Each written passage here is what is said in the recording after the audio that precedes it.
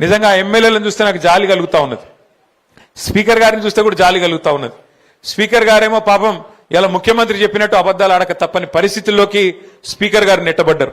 ఇక ఎమ్మెల్యేలు 10 మంది పాపం వాళ్ళు ఆడోళ్ళ మొగోళ్ళ అంటే వాళ్ళకే తెలియకుండా అయిపోయింది, ఆగమైపోయింది వాళ్ళ బతుకు. ఏ పార్టీలో నువ్వు చెప్పురాబాయ్ అంటే కాంగ్రెసా బీఆర్ఎస్ఆ చెప్పుకోలేని దుస్థితిలోకి పోయినరు వాళ్ళు. ఇవాళ ఇంత బతికి 70 ఏళ్ళు 75 ఏళ్ళు మంత్రులు చేసి ఉప ముఖ్యమంత్రిగా పనిచేసి ఆఖరికి ఏం పరిస్థితి వచ్చింది? ఏ పార్టీలు ఉన్నవా అంటే చెప్పుకునే పరిస్థితి లేదు. ఇలా పోచారం శ్రీనివాసరెడ్డి గారికి, కడియం శ్రీహరి గారికి.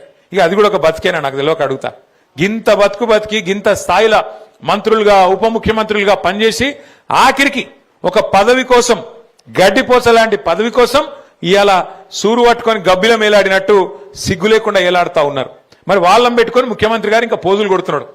మేము 66% గెలిచినాం. అందుకే నేను అంటున్నా, నీకు నిజంగానే 66% మాట గెలిచిన మాట నిజమే అయితే ముఖ్యమంత్రి గారు దమ్ముంటే ఆ 10 మందితో రాజీనామా పెట్టి ప్రజాక్షేత్రంలోకి రా. తెలంగాణ ప్రజలు చెప్తారు ఎవరు దిక్కున్నారో. రైతులను, తెలంగాణలోని బీసీలను, తెలంగాణలోని ఎస్సీ ఎస్టీలను, తెలంగాణలోని మహిళలను మోసం చేసినందుకే ఇలా గ్రామ పంచాయతీ ఎన్నికల్లో కూడా నీకు కర్రుగాల్చి వాత పెట్టింది. నీవు ఒప్పుకున్నా ఒప్పుకోకపోయినా సర్వసాధారణంగా ఎప్పుడేం జరుగుతుంది? ప్రతిపక్షంలో ఉన్న వాళ్లకు జనరల్ గా